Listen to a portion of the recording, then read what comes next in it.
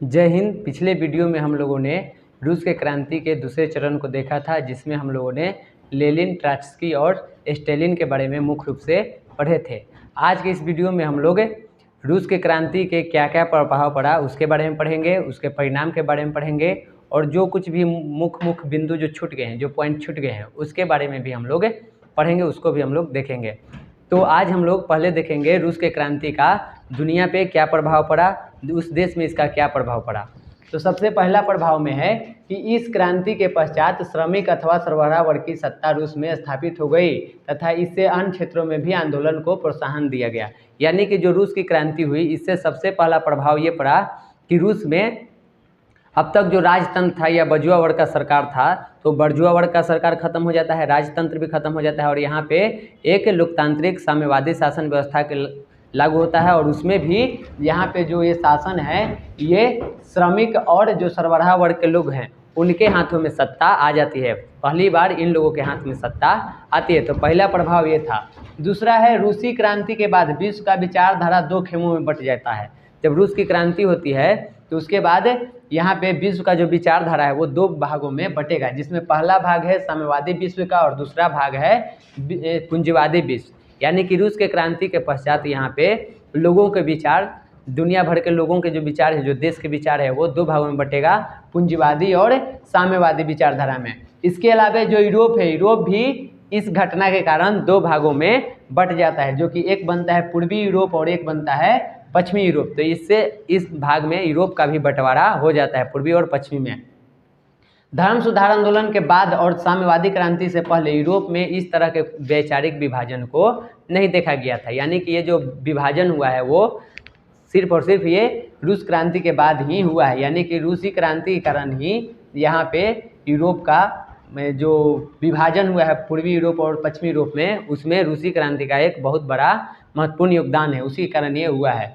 उसके बाद द्वितीय विश्व युद्ध के बाद पूंजीवादी विश्व और साम्यवादी विश्व के बीच शीत युद्ध शुरू हो गया, जो लगभग 4 दशकों तक चला था। जब रूस की क्रांति खत्म होती है तो उसी टाइम पे विश्व युद्ध चल रहा था द्वितीय, और जैसे ही द्वितीय विश्व युद्ध खत्म होता है तो यहाँ पे अभी पढ़े हैं कि दुनिया जो है वो दो भागों में बट गया था, दो खेमों में बट गया था, एक था साम्यवादी और एक पूंजीवादी। तो द्वितीय विश्व युद्ध के बाद ये जो साम्यवादी और पूंजीवादी है, इन दोनों के बीच भी एक वैचारिक युद्ध छिड़ जाता है, जिसे हम लोग शीत युद्ध के नाम से जानते हैं। तो कहीं ना कहीं ये भी रूस क्रांति का एक कारण था, प्रभाव इसका भी। इस ये जो पूंजीवादी जो शीत युद्ध चल रहा है, इसमें भी कहीं ना कहीं रूसी क्रांति का प्रभाव था। उसके बाद है, रूस की क्रांति के पश्चात आर्थिक नियोजन के रूप में नई आर्थिक नीति को अपनाया गया था और आगे चल करके पूंजीवादी देशों ने भी इस मॉडल को अपनाया था। जैसा कि हम लोग पिछले वीडियो में पढ़े हैं कि जब रूस की क्रांति हुई थी तो उसके बाद लेनिन जब सरकार में आया था तो वो जिस तरह से नीति बनाया था तो उसकी आलोचना होने लगी थी, और तब जा करके यहाँ पे 1921 में लेनिन ने एक नया पॉलिसी लाया था, जिसे हम लोग न्यू आर्थिक नीति या न्यू इकोनॉमिक पॉलिसी के नाम से जानते हैं, शॉर्ट में से हम लोग नेप भी कहते हैं। तो लाया था। ये जो नई आर्थिक नीति लाई गई थी, इसको पूंजीवादी देशों ने भी अपनाया था। यानी कि ये लाया गया था साम्यवादी देश में, लेकिन पूंजीवादी देशों ने भी इसको अपनाया था। तो ये भी इसका प्रभाव रहा। उसके बाद है, इस क्रांति के सफलता ने एशिया और अफ्रीका में उपनिवेश मुक्ति को भी प्रोत्साहन दिया, क्योंकि सोवियत रूस के साम्यवादी सरकार ने एशिया और अफ्रीका के देशों में होने वाले राष्ट्रीय आंदोलन को वैचारिक समर्थन प्रदान किया। यानी कि जब रूस की क्रांति हुई और ये क्रांति जब सफल हुई तो जो भी उपनिवेशिक देश थे उस टाइम के, जो कि दूसरे देशों के द्वारा गुलाम बना लिए गए थे, खास करके जो एशिया और अफ्रीका में जो देश थे, उन लोगों के अंदर एक उम्मीद आती है आंदोलन करने का और खुद को उस गुलामी के जंजीर से निकालने का। और इसमें जो रूस की क्रांति हो वैचारिक रूप से इनको प्रोत्साहन देता है, उसी के मदद से ये आगे बढ़ते हैं। हम लोग के जो भगत सिंह थे वो भी यहाँ पे लेनिन के विचारों से बहुत ज़्यादा प्रभावित थे। तो इस तरह से हम लोग देख सकते हैं कि किस तरह से ये जो साम्यवादी जो सरकार है उनके विचारों से कैसे प्रभावित थे, और इससे चल करके आगे आंदोलन चलता है एशिया अफ्रीका के अलग अलग देशों में जो उपनिवेश थे, और वे लोग भी खुद को आज़ाद करने में लग जाते हैं, संघर्ष करना शुरू कर देते हैं। तो ये भी एक इसका प्रभाव था। तो ये कुछ प्रभाव है जो रूस के क्रांति के कारण रूस में और बाकी के विश्व में पड़ा है। अब हम लोग यहाँ पे रूस के क्रांति के क्या क्या परिणाम हुए उसके बारे में पढ़ेंगे, उसको देखेंगे कि क्या क्या परिणाम हुए हैं। अगर हम लोग बात करें रूस के क्रांति के परिणाम का, तो सबसे पहले है कि 20वीं शताब्दी के जो विश्व के इतिहास है उसमें रूस के क्रांति का बहुत ही महत्वपूर्ण स्थान है। यानी कि जो रूस की क्रांति हुई है 20वीं शताब्दी के अगर विश्व के इतिहास पढ़ें तो उसमें इसका एक बहुत ही महत्वपूर्ण स्थान माना जाता है। उसके बाद इस क्रांति ने रूस के सम्राट का जो एक तंत्रीय निरंकुश शासन व्यवस्था था उसका अंत कर दिया और एक लोकतांत्रिक साम्यवादी शासन व्यवस्था का शुरुआत वहाँ पे होता है। उसके बाद है कि इस क्रांति ने सामाजिक, आर्थिक और व्यावसायिक क्षेत्रों में कुलीनों, पूंजीपतियों और जमींदारों की शक्ति का अंत कर देता है तथा जो मजदूर और किसान हैं उनको सत्ता में स्थापित किया जाता है, यानी कि इनको सत्ता में भागीदार बनाया जाता है। उसके बाद है कि इस क्रांति ने, इस जो क्रांति हुई थी इसके पश्चात रूस दुनिया का पहला साम्यवादी शासन व्यवस्था वाला देश बना था। यानी कि जब रूस की क्रांति हुई थी उसी के बाद यहाँ पे साम्यवादी शासन लागू हुआ था और ये दुनिया का सबसे पहला देश है जो जहाँ पे कि साम्यवादी शासन व्यवस्था लागू हुआ था। उसके बाद देखें तो इस क्रांति ने नई राजनीतिक सामाजिक व्यवस्था साम्यवाद का आदर्श उपस्थित करने के साथ साथ यहाँ पे विश्व में सर्वप्रथम सर्वहारा वर्ग की सत्ता की स्वीकृति का भी प्रयास किया, यानी कि उसको भी अपनाने का काम किया। तो ये सब कुछ परिणाम है जो कि रूस के क्रांति के बाद हुआ है। अब यहाँ हम लोग कुछ ऐसे बिंदुओं के बारे में पढ़ेंगे जो क्लास के वक्त छूट गया था। जैसे कि सबसे पहले कि साम्यवाद किसे कहते हैं।